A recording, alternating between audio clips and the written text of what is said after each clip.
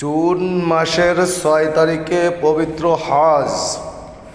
আসুন আমরা সবাই আরাফায় যে হাজিগণ আছে সবাই আমরা হাজিগণের জন্য দোয়া করি, আল্লাহ যাতে হাজিদেরকে সুন্দরভাবে সুস্থভাবে সহি সালামতে হজ পালন করার তৌফিক দান করেন।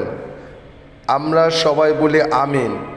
এবং আমরা সবাই অন্তর থেকে হাজিদের জন্য দোয়া করব যাতে আল্লাহ সুন্দরভাবে হজ করে আবার দেশে আমাদের মাঝে ফিরে আসতে পারেন এবং তাদের হজ আল্লাহ পাক রব্বুল আলামিন কবুল করেন।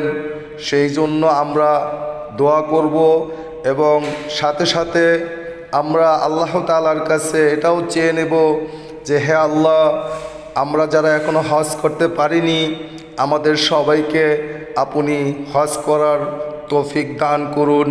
আমিন সুম্মা আমিন। আসসালামু আলাইকুম।